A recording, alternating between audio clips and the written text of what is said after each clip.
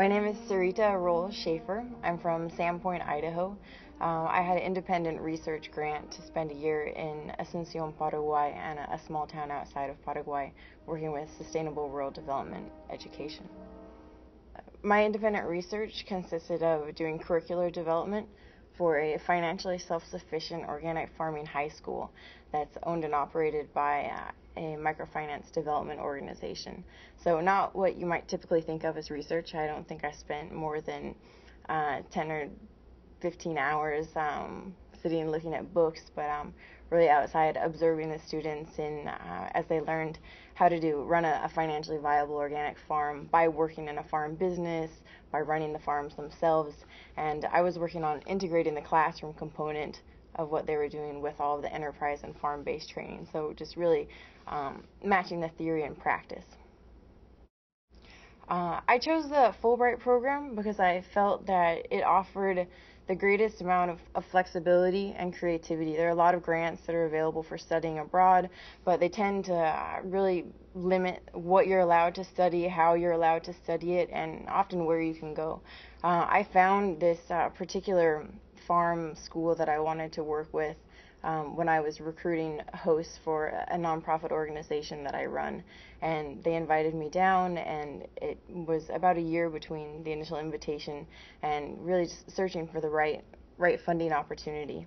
And Fulbright was that. It offered, not only incredible financial support, but just all of the intellectual freedom and the fellowship of incredible scholars that you're constantly in contact with throughout your grant opportunity and afterwards.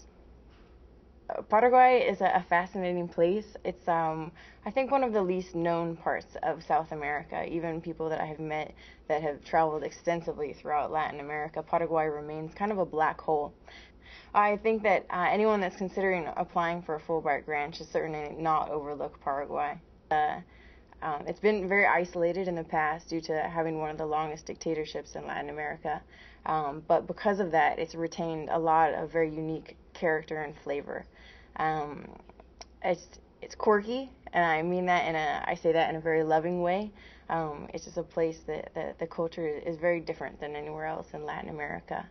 As far as the highlights of my Fulbright experience, I was in Paraguay during the April 2008 elections. When the first person not belonging to the Colorado Party was elected president after more than 50 years of Colorado rule. And I was able, as a Fulbright scholar, to participate as an international observer in their election, so working with an electoral transparency organization in one of the election sites. I ended up managing a site and just got to be involved in, going over the entire watching their election process, being actively involved, and then just seeing the sheer sort of ecstasy and catharsis in the streets for the next, I would say the next week really after that.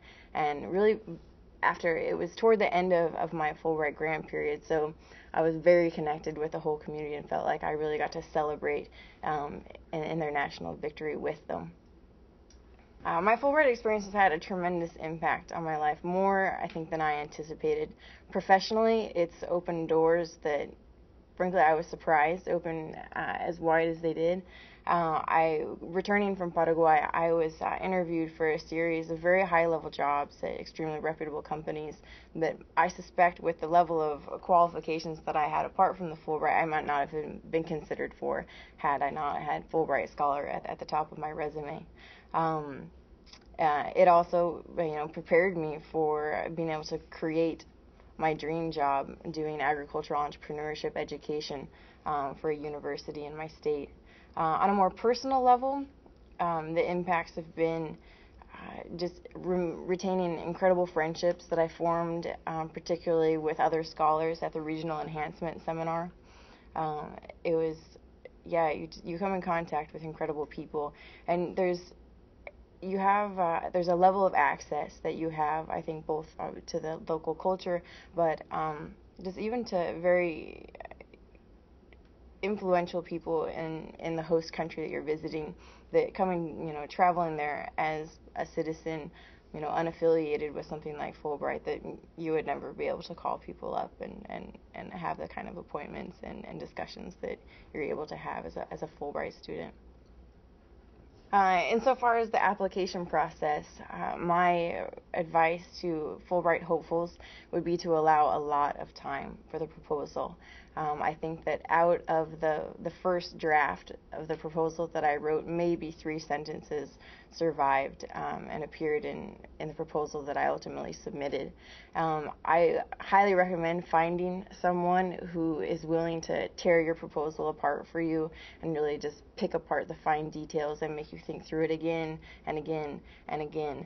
And now, don't get too attached to the proposal, because the first thing you'll see when you arrive in the host country is that a good portion of it flies out the door immediately once you see the situation that you're faced with. Not just the difference in the expectations that you had, but just your ability to begin to perceive the real need that's in the country and the real interests of the people that you're working with, and find out a way to craft, still achieving the objectives that you had set out with, but better matching that to what people really want and need for you to do there. There's a great quote that I really kept in mind when I was working in Paraguay, which is that people won't remember what you said.